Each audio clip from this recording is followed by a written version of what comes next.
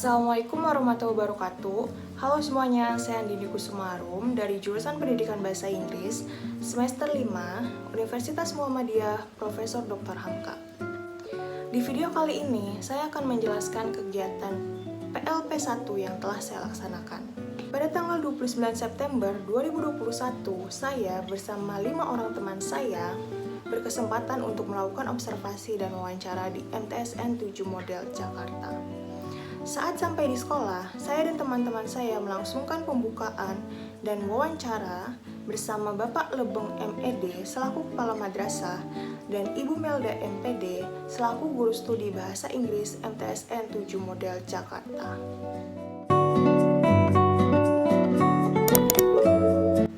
Di sini saya akan menjelaskan topik-topik yang dibahas saat mewawancarai Kepala Madrasah, yaitu yang pertama, karakteristik umum peserta didik. Kepala Madrasah menjelaskan bahwa karakteristik umum peserta didik tertuang dalam SKKD, namun lebih ditekankan dalam KD2, yaitu mengenai sifat atau sikap sosial. Adapun sikap-sikap yang diterapkan dan harus dimiliki oleh siswa-siswi MTSN 7 Model Jakarta adalah sikap jujur, disiplin, bertanggung jawab, toleran, dan gotong royong. Begitupun dengan para guru yang ada di MTSN 7 Model Jakarta, diwajibkan untuk mendidik dan mengajarkan sikap-sikap tersebut kepada siswa-siswinya. Yang kedua, struktur organisasi dan tata kerja di sekolah. Struktur organisasi yang ada di MTSN 7 Model Jakarta terbagi menjadi kepala madrasah yang membawahi 2 bidang, yaitu bidang akademik dan bidang administrasi. Untuk bidang akademik terdapat wakil kurikulum, wakil kesiswaan, humas, dan sarana prasarana keagamaan. Sedangkan untuk bidang administrasi terdapat kepala TU yang kedudukannya di bawah kepala madrasah dan membawahi bendahara serta staf seperti pegawai perpustakaan dan pegawai kebersihan. Pemilihan kepala madrasah dan kepala TU dilakukan melalui tes. Beda halnya dengan pemilihan wakil yang dilakukan secara mayoritas dan disahkan oleh kepala madrasah.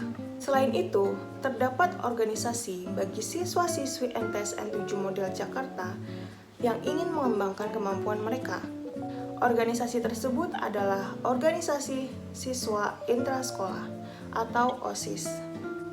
OSIS yang ada di MTSN 7 Model Jakarta terbagi menjadi pembina OSIS, ketua OSIS, wakil ketua OSIS, sekretaris OSIS, bendahara OSIS, dan anggota OSIS. Yang ketiga, peraturan dan tata tertib sekolah. Kepala madrasah berpatokan pada 5 sikap yang telah disebutkan di poin pertama, yaitu karakteristik umum peserta didik. Dan cara-cara yang dilakukan kepala madrasah dalam mengembangkan disiplin dan mengimplementasikannya adalah dengan melakukan sosialisasi dan pembiasaan setiap harinya sepanjang tahun. Selain itu, kepala madrasah juga memberlakukan poin-poin bagi siswa-siswi yang melanggar aturan tertulis maupun aturan tak tertulis. Yang keempat, kegiatan-kegiatan seremonial formal di sekolah. Sebelum adanya pandemi COVID-19, MTSN 7 Model Jakarta selalu mengadakan kegiatan-kegiatan seremonial formal secara rutin. Seperti 17 Agustus, maka akan diadakannya upacara.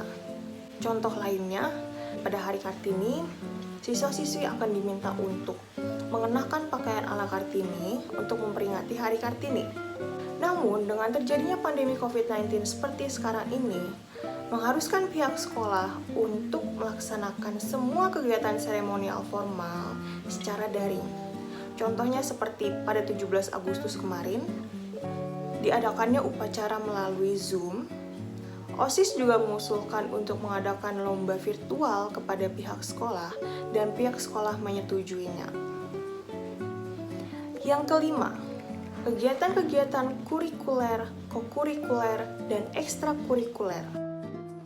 Untuk kegiatan kurikuler dan kokurikuler dilaksanakan secara daring. Begitupun dengan kegiatan ekstrakurikuler juga dilaksanakan secara daring, terkecuali untuk ekskul taekwondo. Pelatihan ekskul taekwondo tidak boleh dilakukan di dalam sekolah, melainkan harus dilakukan di aula kecamatan dengan menjaga prokes yang telah diberlakukan oleh kecamatan setempat. Selain itu, Kepala Madrasah juga mewajibkan seluruh siswa-siswi MTSN 7 Model Jakarta untuk mengikuti pramuka sebagai syarat untuk naik kelas. Yang keenam, pembiasaan dan kebiasaan-kebiasaan positif di sekolah. Di MTSN 7 Model Jakarta, Kepala Madrasah melakukan pembiasaan terhadap siswa-siswinya. Salah satu contohnya yaitu welcome morning. Welcome morning sendiri adalah kegiatan di mana para guru dan kepala madrasah menyambut kedatangan siswa-siswi di depan gerbang. Contoh lainnya, sebelum KBM dimulai, siswa-siswi akan diminta untuk masjid dan melaksanakan sholat duha serta tadarus, terkecuali untuk hari Senin. Untuk hari Senin sendiri, kegiatan sholat duha dan tadarus ditiadakan, namun digantikan oleh seni kreativitas yang dimana para siswa-siswi menampilkan kreativitasnya dan disaksikan oleh teman-temannya. Siswa-siswi wajib menampilkan seni kreativitas secara bergiliran setiap minggunya. Nah, yang tadi itu adalah penjelasan dari topik-topik yang dibahas saat mewawancarai kepala madrasah.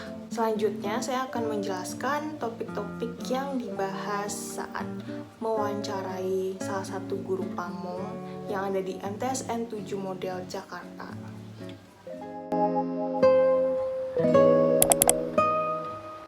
Pertama, kegiatan pembelajaran secara luring atau daring yang dilakukan pada saat pandemi COVID-19.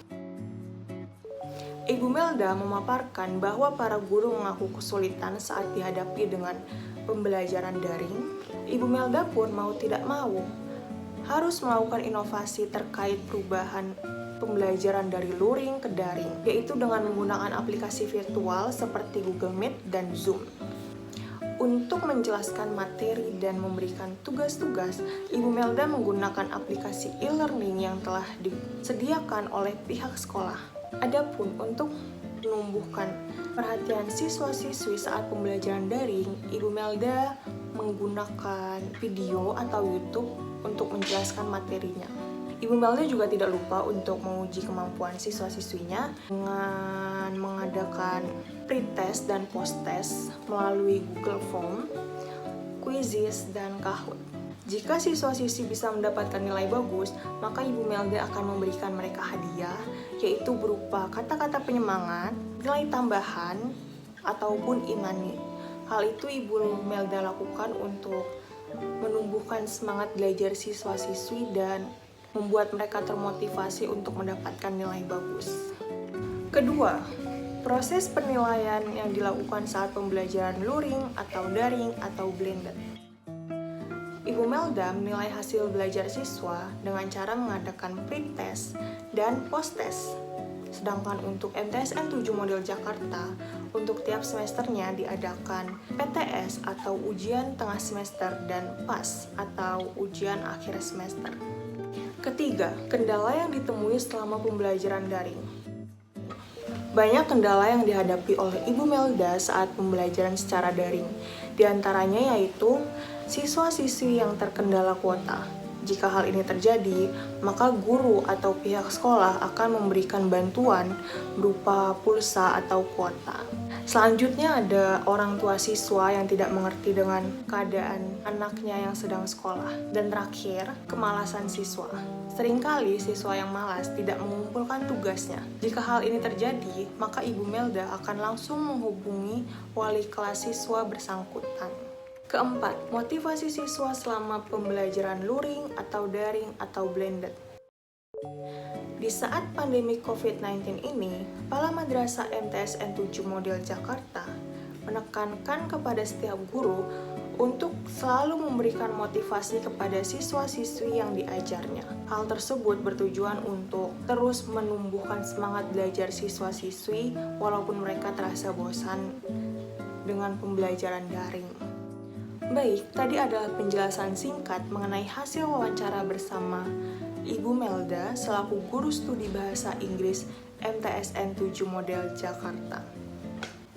Setelah melakukan wawancara bersama Kepala Madrasah dan Guru Pamong, saya dan teman-teman saya juga berkesempatan untuk melakukan pengambilan gambar atau dokumentasi.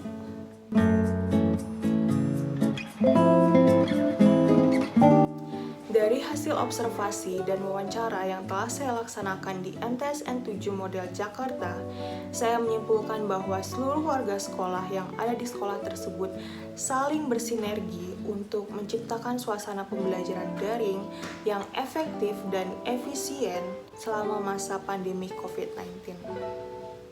Saya sangat berterima kasih kepada pihak sekolah yang telah menyambut saya dan teman-teman saya dengan sangat baik dan memberikan kesempatan untuk melaksanakan kegiatan PLP 1 di MTSN 7 Model Jakarta.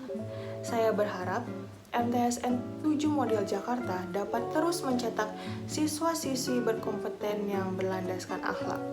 Sekian, terima kasih. Wassalamualaikum warahmatullahi wabarakatuh.